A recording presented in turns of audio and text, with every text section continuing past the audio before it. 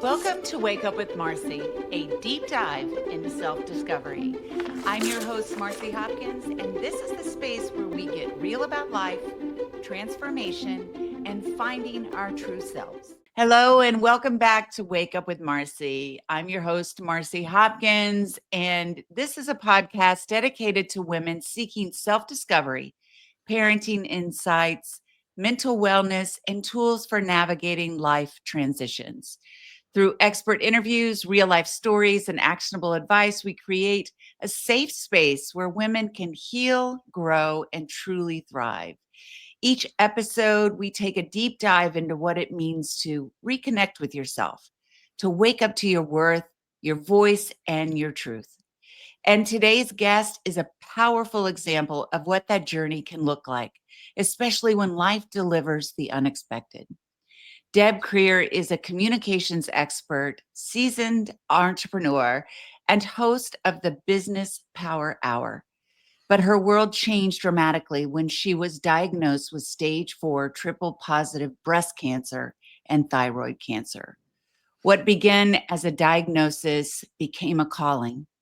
Deb now leads Trying Not to Die Live, a deeply personal platform that empowers individuals navigating the cancer journey with courage, community, and clarity. In this episode, Deb shares how self-discovery, vulnerability, and resilience helped her move through shock and into service.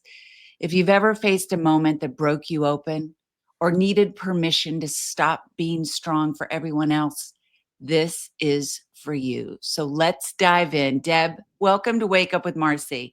Oh my gosh, Marci, I am so delighted to be here and very honored to be on your program. So thank you so much Aw, for this opportunity. thank you. Thank you. And just for being so open and vulnerable, I tell you, like when we are so vulnerable in our stories, that's where the real change happens. So thank you for doing that for others. Well, thank you.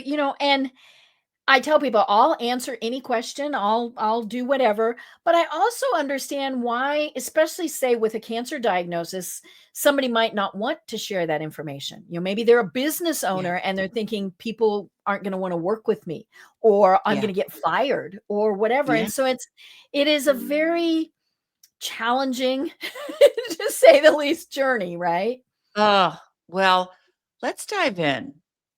So take us back where you were told your cancer had progressed from Mhm. stage 0 Mhm. to stage 4. I mean, Right. what did that feel Oh, like? Where were snack. you at? Like, what happened? Oh my God, I can't even imagine Yeah. that happening. Well, and to go a little further back, 30-ish years, I worked Yeah. for the American Cancer Society and I worked for an Wow. oncologist. So I know just Mm, enough to be dangerous, right? I see those yeah. words metastatic and I know what it Yeah. means. But Yeah. yeah, I was initially diagnosed stage 0, which basically meant precancerous cells are present. Let's watch. Okay. And so did that for several months. Didn't even have an oncologist. Mm, But I did have a breast surgeon because we had thought, at some point probably going to have to do something. And she finally said, let's pull some lymph nodes. Let's just make yeah. sure because some of Mm, the other tests were inconclusive. I had an MRI and the lymph nodes on the bad side lit up, which mm, that's obviously danger, danger. Well, but I yeah. also, on my entire arm, had a nasty case of poison ivy. So maybe the lymph nodes were just doing what they're supposed to be doing, right? So she said, let's pull some lymph nodes. And I remember she came into the recovery room Yeah. and said, well, this is not good news Yeah. because we'd done some other biopsies and those came back negative. And she said, 8 of 12 lymph nodes that we took out are positive Mm. for cancer. Oh And so my at God. that point, they said, okay, it's stage 3. And I remember I was annoyed. I was just Yeah. annoyed. Not at her. I mean, but and so obviously got the oncologist. I decided that for me, the best course of treatment would be the traditional approach. Everybody's different. Yeah. And so I was going to do chemo, I was going to do surgery, I was going to do radiation. Did the chemo first. And in amongst all of that, because I got catastrophic complications. I was inches as the doctors were fighting over how fast I was going to die that day. Oh my Um, gosh. and so I ended up in the hospital for a long time, about 7 weeks, in and out of surgery, in and out of ICU. But somewhere in there, I told somebody, my Yeah. rib hurts, and it was the rib Oh, on the bad side. yeah. And so we did And a that's bone not marrow. normal. Is that No, right? Not, no. no, No. and so, yeah, because with everything else I had going on, it was weird that I had this, and it was very clearly a spot, not Mm, an ache. It was like, it hurts right here. mm, And so we did do a bone biopsy. Those are really fun. And I made the mistake of opening my eyes at the wrong time and seeing the yeah. drill, because I mean, they're going into your bone. Yes. And but that came back as the technical medical term, inconclusive. So that was when they said, yeah. So it might have been cancer, might not have been cancer, but my oncologist, who I absolutely love, Yeah. said, you know what, we're calling it stage 4, because then we can pretty much do whatever treatment we want to do. Okay. And so, and yeah, so it went in the course of about 5 months from you're okay to holy crap. So, but so did you just go in for a breast exam? And when you said you had I, precancerous, like, yeah, how I did had they my annual, determine you had yeah, precancerous, I had my cells in annual you? mammogram. I'm a good kid. I go for my annual Yeah. mammogram, and I live 5 minutes from the hospital, which Mm-hmm. actually was good when I started to almost die, right? But I wasn't even home, and the mammography center called and said, "You need to come back." Okay. Now, I knew that was not, I didn't smile pretty. Yeah. It was, there's an issue. Yeah, of And of course. course, all of these techs, they're very well trained. They are not supposed to give any indication that, holy cow, Right. there's something going on. So Right. what they said I had was microcalcifications. And I was like, "Yeah." Okay, wait a Um, minute. I've been mhm. told I have calcifications. That's scary. Yeah. It's and so what do I do? I go to Dr. Google, right? Yeah. And discovered that almost every woman, if not every woman, over a certain age have Mm, these calcifications. Happens when the hormones in your body change. Very mm. natural, normal process. Okay. But because I have to be special, mine had started to clump together, and that's where the problem comes in. But even Mm, at that, most of the time there's not an issue. But yeah. somehow mine decided that they were just going to be cranky, and we were going to go beyond the normal. Because, like I said, I have to be special. Well, I'm telling you, thank you for being upbeat about it, I guess, 'cause what else are you gonna do right now? I mean, I know. uh, so I don't wanna fast forward too fast, 'cause Mhm, and we will talk about why you are the way that you are mhm, today. mhm, But so at that time, mhm, so you're in the hospital all this mhm, time, mhm. and what happened? Like, did you have surgery? Did you have your breast So, removed? Like, what yeah. happened? So the initial problem was chemotherapy, and Yeah. like I said, I decided to have the standard protocol, and so it was 8 different drugs, because it needed, these little bobbers were floating throughout my body. So, and the thought process was we needed to attack them before we ever did any type of surgery or radiation. It was the Yeah. whole body thing, and so I had these massive doses of chemotherapy, and I remember it was right before Halloween, Mm, because Halloween came, and it was an 8-hour treatment. I discovered mm. that you can have food delivered to an infusion room from Jimmy John's. They brought my Oh, lunch, right? yeah, Um, yeah. and so, I handed out candy to the trick-or-treaters, was just fine. And then a couple days later, thought, "Nah, I didn't feel good."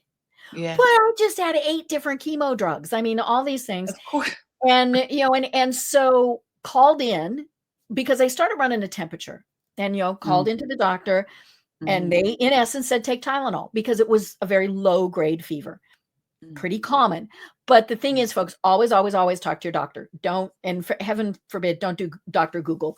Please don't And do that. yeah, Yeah, yeah, yeah. and then, a day went by, and my husband went to work. I mean, we just were figuring everything was fine. And then I called and I said, I think you need to come home, because I started being physically ill. Again, we're thinking chemo, not a big deal. And then in the middle of the night or early in the morning, this is where my brain gets real fuzzy. I remember telling him, we got to call an ambulance. There's something that is not normal. I had a pain in my side that was excruciating, and I knew that was not normal. And so they come, they lug me off. I'm just like I am now. I mean, the fire department comes. I thought that was great fun. I'm in pain, but I'm still jibber jabbering at these folks. Right. And, I'm in the ambulance, and I remember we stopped, and I said, why are we stopping? And this very nice EMT said, well, it's a stoplight. And I said, I don't get lights and sirens. Right. And that's the last thing I remember for hours. I bottomed out. I did get lights and sirens. And what happened was, one of the chemo drugs, or the combination or whatever, in essence, ate a hole through my colon.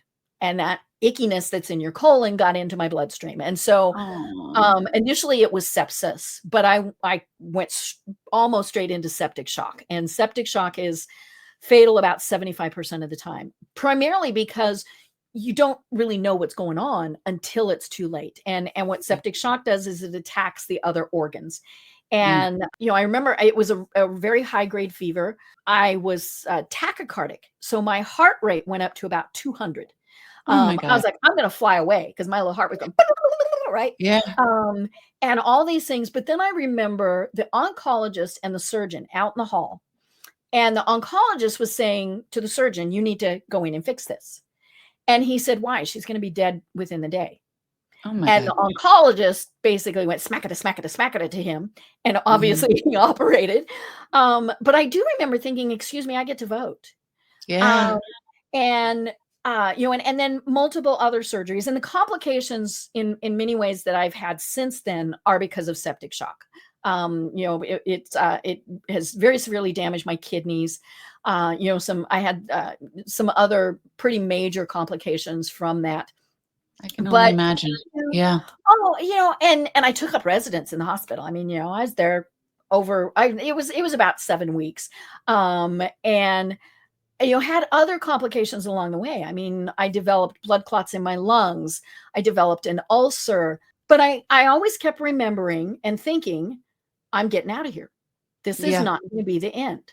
And so I was home before Christmas, like I said, I went in very first part of November. So I was home before Christmas. Thank heavens Amazon delivers overnight, because I was home on Christmas Eve and got stuff delivered for Christmas, right? Because priority. Yeah. You're a priority, but that was my very husband kind of you. And he was like, we didn't even put up a tree, because he was caring for me, right? And my mother by that point had come out, because I'm an only child, and I was not going to make it. And so we had my mom, but and then kind of go merrily along for a while, decided that chemo was probably not the thing that we wanted to do. And so I had decided to have a double mastectomy, and I did not want to have reconstruction. I did meet with a plastic surgeon.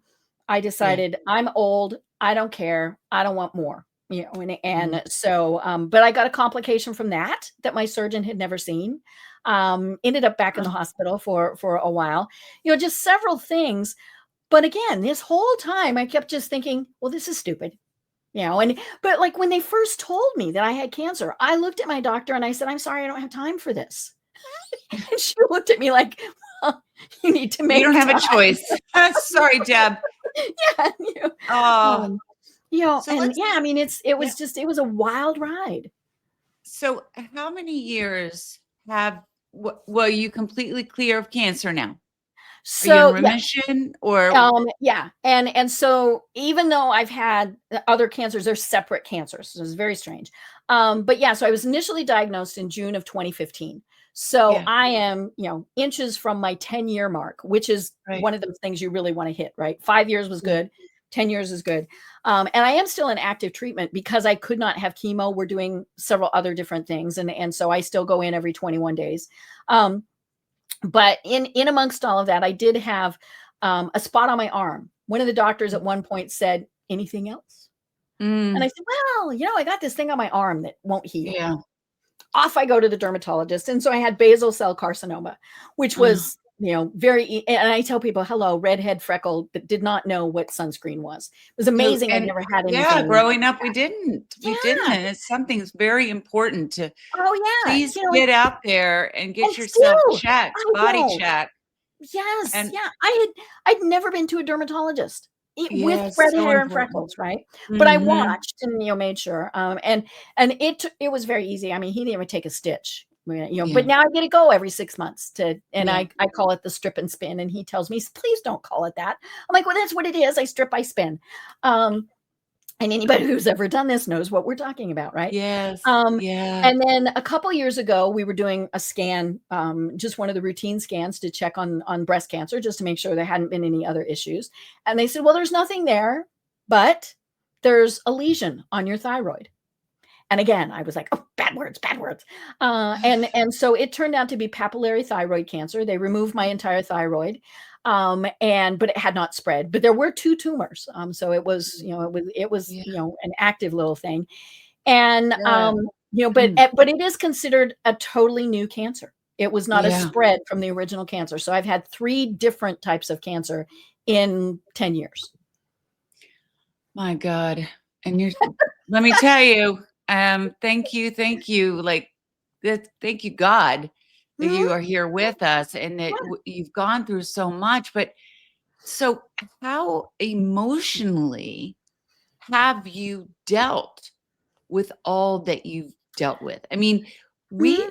we go through difficult times in our Mhm. Mhm. lives. Oh, yes, and Some you certainly some have. worse than Mhm. others. Mhm. Mhm. Yeah, and so I, I have a few questions that I want to ask. Mhm. How you dealt with this emotionally?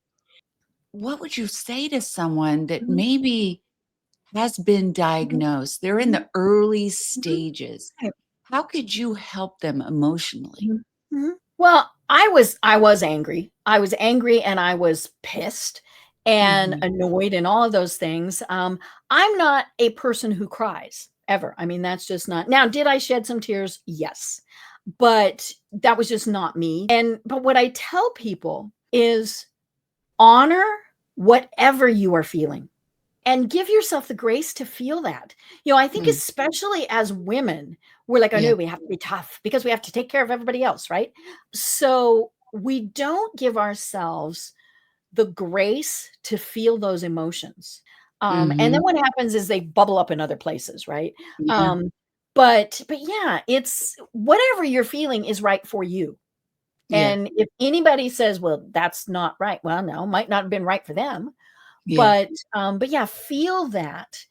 And sometimes I mean, it can be absolutely overwhelming. And for some people, they actually do need to speak with a therapist or, Mhm. some type of counselor. I tell people that could be the strongest thing you ever do is to Yeah. ask somebody for help and don't ever I think always that you say it's the shouldn't. best thing you Mhm. can do. It's that you're Yeah. showing so much Yep. strength when you Oh, ask yeah. for help. Yep. Yeah, Yeah. but yeah, just feel what you're feeling, and know that your loved ones and your friends are struggling with this too. A Well, friend of mine that's came what in. Yeah. Yeah, I she wanted came to and visited ask me. you what Yeah. you could do. What you Oh. could do about Mhm, how what can your friends, what mhm, can your mhm, family do mhm. to help you? Because it shouldn't be about you worrying about their Right. feelings But we and do. what they're going through. Mhm, And we mhm, do. I mean, because mhm, I could mhm, see myself like, mhm, oh, don't feel this way, or mhm, how mhm. trying to Right. help them through it. Yeah. Mhm. So what support could you give everyone, the family Yeah. dynamic there? What can they Yeah. do? I think same thing. Recognize that they're feeling a whole lot of stuff. Mhm. Um, and know that they might not be showing it to you, but they're feeling it. Mhm. And one of the things that I've really discovered is they don't know what to do. They don't know what to say. They don't know how to Yeah. act. Because they don't want to make us feel worse. It's kind of, it's very similar to when someone passes away. We Yeah. don't want to say, "Oh, we're very sorry," because then we make them feel bad. Yeah. No, we need to acknowledge it. Now, you don't have to get all gushy and all of that, But if somebody just says, hey, Deb, I'm really sorry you're going through this. Because if they ignore it, what Yeah. we think in our very little emotional state is they don't love us. Yeah. And usually 100%. that's the farthest thing from the truth. I know. They're just too afraid. They don't want to say Mhm, the wrong mhm. thing. Right, right. Maybe they And if think you they don't ask want to us, talk we about say, it. "We're Yeah. fine," Yeah. right? "I'm Yeah. fine." Mhm, Yeah. What would you say to mhm, those that what do you wish people knew mhm. You know, during the and right, diagnosis, during the right. healing Mhm, mhm. process that you didn't know, Right. even with all of Mhm. your experience? Yeah. It's okay to acknowledge it. It really Mhm. is. But don't just say, "Hey, Deb, if there's something I can do for you, let me know." Now, Mm. I get it. You mean well. Right. But my brain can't grasp anything. And I'm not gonna bother you. I don't wanna be bothered. I don't wanna be a pest. I That's don't the wanna seem like thing, I'm right. whining, Yeah. right? But Yeah. if it's, "Hey, Marcy, can I bring you dinner on Friday?" Yes. Yeah. Oh my gosh. Now I might say Friday's not good, but can we do Saturday instead or something like Right. that? Um, Yeah. but yeah, give concrete things. I remember one of the things that I did, I needed people to take me for walks. I'd been in the Mm. hospital for so long, the doctor said, you got to get out, you got to get exercise, you need to be outside. Well, my husband Yeah. was back at work and I was still using a walker. Can you imagine me with a walker, right? And so, toddling, but I also was smart enough to know I should not be toddling up and down the cul-de-sac road because I could go Yeah. thud. And so I post on Facebook because people had said, what can we do? And so I posted on Facebook. I need people every day, 15, 20 minutes of your time to come and walk me. And then I Mm. put leash provided, right? Because you gotta have fun with it. Yeah. And there were some people who couldn't. I mean, but it did Yeah. give people the opportunity to say, I can come do this. I can come Yeah. and take you for a walk. But yeah, be specific. And maybe it's things like, can I take your dog? Can I take your dog for a walk? Yeah. Can I take your kids to a movie? Yes. Whatever it Yes. is, but one of my friends who was dealing with this, she said her friends showed up with Mm. mops and buckets Mm. and it said, we're going to clean your house. Yeah. And she said, I was absolutely mortified. And then I realized my house was a mess and I let them in. You Yeah. know? Yeah. So, yeah. It is so hard, especially as Mhm, women, to mhm, accept the help because we are the caretaker. mhm, We are mhm. so used to doing everything on our Right. own Mhm, and taking time. Like one of the things that I think is so vital is we take self-care, mhm. time Right, for self-care, right. right? It's the And now you oxygen are mask forced thing. to Put your stop. oxygen mask on first. Mhm, Exactly. I mhm, always say that. I mhm, love that mhm, saying. So it's just so important. And I love that advice. Like mhm, just come out mhm, and express these are the ways that I can help mhm, you. How, mhm, mhm. which one can I do for you? Right. Or all of Mhm, them, right? mhm, mhm, And another thing is advocating for yourself. mhm. And Oh, you definitely. mentioned Mhm, this about the surgery. No, she's mhm, going to die. No, mhm, you better do this surgery. mhm, And you're like, hey, can I have a say in this? mhm. Right. Because so many people out there think, well, the doctor said it, so Mhm, it must be. mhm. Right. And that Right. is not true. That Mhm, is not mhm, true. And you do need to mhm. advocate for yourself. So, Right. Deb, can you speak to that a little Mhm. bit? Yeah. We do have kind of that white coat fear, all of Mhm. those various things. And yes, those folks have gone to school for a zillion years, but every cancer is different. I've Mhm. talked to people who have the exact same diagnosis as me, and that's where the similarity ends. Mhm. And so remember that you're in charge. And I Yeah. learned this many years ago from that oncologist that I worked for. Absolutely wonderful man. I consider going back. We live in Atlanta, and I worked for him when we were in Denver, and I actually thought about going back until I realized that was 30 years ago, and he's probably not practicing.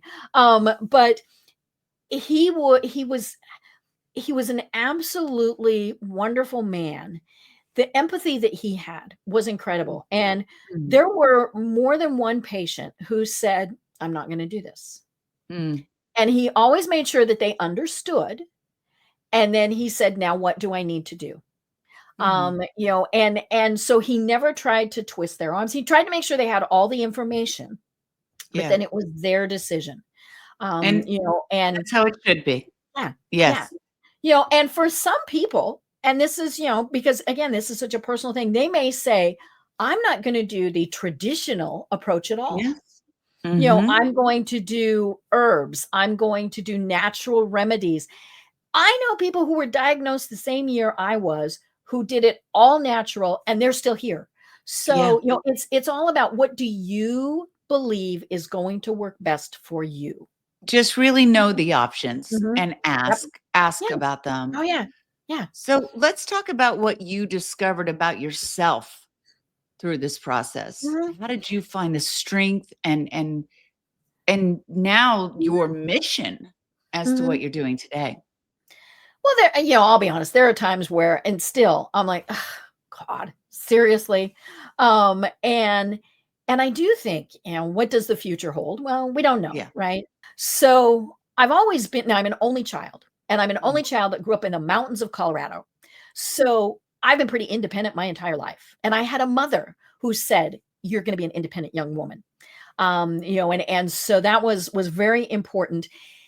And it really was, you discover truly what you're made of, Mhm. and were there times when I was not, happy with the world? Sure. Yeah. But you do discover, and you also discover what's important, right? Mhm. Mhm. I've been being interviewed by a group of students in Pakistan, and they're high school students, and they asked me, what did you discover during this? And I said, you discover what's important, and Yeah. it's not money, it's not the big Yeah. cars, it's not the fancy houses, it's who are your friends, Yeah. who, all of those things. And I lost friends. It was very Yeah. strange. People Yeah. I thought would be my biggest advocates dropped off the Yeah. face of the earth, Mm. you know Mm. and then And that's people their who I own didn't. fear. Yeah. Yeah. Like And I and I thought, oh, well, okay. I mean, yeah. it didn't really upset me that much. I thought, well, I guess that friendship ended. But other people who I didn't even think knew I existed have been some of Yeah, my they're the biggest ones that showed up. advocates. Yep. Mhm. Oh, yeah, yeah. Yeah. Yeah. And so several years ago, I was talking with my business coach, Kathleen Caldwell, Mhm. absolutely wonderful, wonderful person. And we were talking business stuff, and we're on Zoom. She knows my whole sordid history. And she shook her finger at me. I thought, oh dear. Right. And she says, you didn't go through everything you went through without using it to help others. And I Yep. said, oh no, don't want to be cancer girl. Mm. And she said, no, you need to do this. And over the course of several months, she kept nagging at me very gently, but I thought, I do this anyway. Doctors call Mhm. me in when they have students. They call me in when they have new patients. I mean, all sorts of things. And I've always been a volunteer, giving back, all those things. And so that was when we thought, okay, let's start trying not to die.live. And it's all about, when we are facing a challenge, we get so caught up in trying to not die that we Yeah. forget that we have to live. And it might be a Yes. day. I mean, who knows? Yeah. But how are we going to live during that time? And so it's an online community where we help each other, and just support each other along the way. Because one of the things that people tell me the most is no matter what their situation is, they've never felt so alone in their life. And I think It it's is so because lonely. Yeah. yeah, yeah, people don't understand. I mean, you really don't Mhm. understand if you haven't been through this. Yeah. And but we also, like we were saying, we don't wanna be a bother, we don't wanna whine, and so we tell people, "I'm fine." And then we Yeah. get annoyed when they're, treating us like we're fine. Yeah. And then the thing is also that a lot of people don't talk about is what happens after, Mhm. because your Right. body still goes through so Yes. much Well, and you're and not the same mhm, mhm, person. right. Yeah. Yeah, Mhm. I am a grief coach, and a lot of that is because we are grieving. We are Mm. grieving that our life changed, that our Yeah. plans changed. Right. all of those things. And then the really weird part is, you've gone through all of this and your doctor says, I don't need to see you again. And Mm, almost to a person, people have yeah. said they still make appointments. You know? And part of that is because that shadow is always there. We're always thinking it's going to come back. Yeah, I was gonna ask you, do you Mhm, live in mhm. fear? Like, how do you get past Somewhat. that? Yeah, Yeah. I had a scan earlier this year of my thyroid. Mhm. It was, Okay. my missing thyroid now. But it was just a routine. It was, a year checkup, and online charts, blessing and curse, right? Because they Yeah. they release the records in my online chart that says there's a lesion. Well, I know lesion's not a good word. Right, Um, right. and I hit the panic button. I text Yeah. my doctor, who very rightly says, this is probably nothing. Let's just watch it. Mhm. And I responded and I said, oh no, no, no, no, no. We're skipping all of this and we're going straight to needle biopsy. Yeah. He said, I let's wait. yeah. Yeah. And I told my oncologist, and she scheduled an appointment with another doctor who said it really was nothing, but he did the tests and he made sure. I wanted And to say to that, um, my husband had, uh, cancer on his nose, but he Mhm, had a spot mhm, mhm. originally, and Right. the Mhm, mhm, dermatologist just kept saying, "Just let's keep a lookout," mhm. like, but Right. he had this, like, little Mhm, scab that was mhm, never mhm. healing, Right, like the thing on my and arm. Mhm, right, and COVID mhm, happened. mhm, The mhm, gentleman ended up retiring, and then he went to another doctor, mhm. which said, "Oh my god, we gotta get Yeah. this tested right Yikes! away," Mhm, right? right. Mhm, And he mhm. ended up having Mohs surgery and lost 3 Oh, quarters of his nose. Now, oh! thank God, Mhm, we found a great plastic surgeon mhm. and Right. everything's good now. Mhm, mhm, But my point to that mhm. is maybe get a second opinion when Right. somebody Oh, says, yeah. "Let's just Mhm, watch it." mhm. Right. Yeah. We know our bodies Yeah. far more than anybody else, and so we know when something is not right. Mhm. And sometimes if you get a second opinion, it might mean that you have to pay for it yourself. Depends on your insurance, all of those things. Yeah. But, I did get a second opinion at one Mhm. point, and she said I would have done the exact same things. She said, Okay. and and so that put my mind at ease that we were Yeah. making the right decisions for me.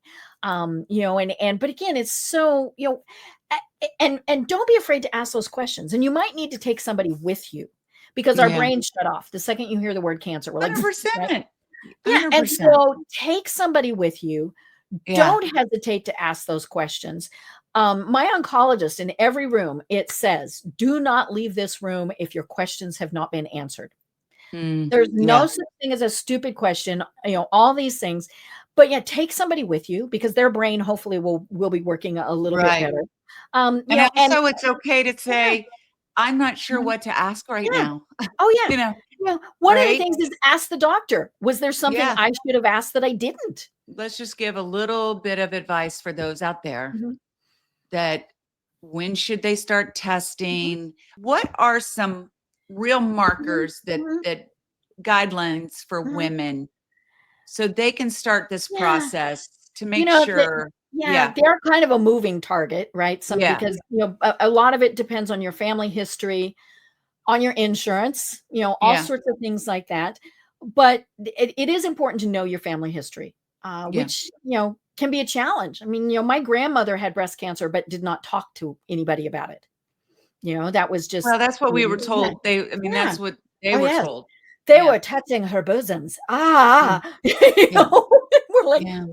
you know, but you know, go the sooner you start the process, the better. Because for So one what's your thing, then recommendation? Like what is 40-ish, unless you've got some mhm. family histories, 'Cause yeah, and it's mhm, gotten yeah, even sooner, yeah, right? yeah. That we should start our Well, testing. Yeah. and the incidence rates are actually increasing, but that's Mhm. because we're catching things so much sooner. And of course, the sooner you catch it, the Yeah. better the options are. Yes. But if you feel like there's something going on, you Yeah. know, then tell somebody. And if your doctor is either not paying attention to you or brushing you aside or whatever, then you need a different doctor. Yeah. And we kind of laughed about it before with Dr. Google. Folks, don't self-diagnose, Yes, and please don't put it, don't. somebody the other day said, well, what if I put my symptoms into Chat GPT?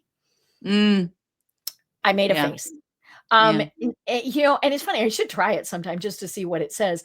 But, you know, people are still the best thing. Yeah. But and granted, AI is catching things a lot earlier. I mean, it was the computer who caught Hmm. my microcalcifications. They're so small the Yeah. human eye could not see it. Right.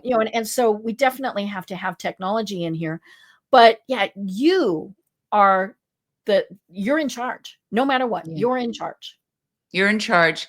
And it's so important that you catch these things earlier Mhm. to have a Right. chance. Mhm. Mhm. So make sure that you are getting tested at least Mhm. every once a year. Right. Yeah. Yeah. Um, Go in, and men also prostate cancer screening, yes.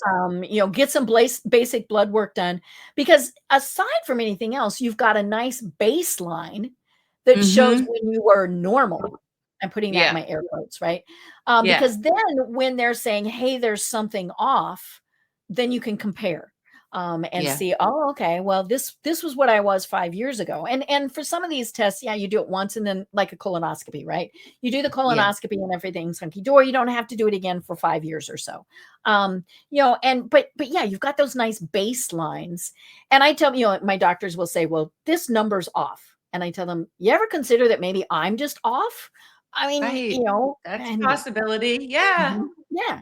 And of course they So laugh. they they laugh, of course. So what would you say to a woman that's listening right now Mhm, and she's facing something hard mhm, mhm, and she isn't sure that she has the strength to keep mhm. going? What would you say to that woman? Find somebody to help you. Mm, Um, hopefully in person, because mhm, then, they can go with you to doctor's appointments, things like that. And you'd be surprised, somebody in mhm. your church, like I said, friends that you didn't even know really knew you existed might step up. Yeah. But see who you can reach out to, and don't go it alone. I offered last week to go with somebody to doctor's appointments, Yeah. and they said, it's okay, I've got somebody. And I said, well, keep me posted. And sometimes, like I go in the exam room, because then I'll ask those questions. But sometimes they just need a ride, right? Yeah. But Yeah. yeah, don't be afraid to reach out and tell somebody, hey, I'm needing some help here, I'm struggling, Yeah.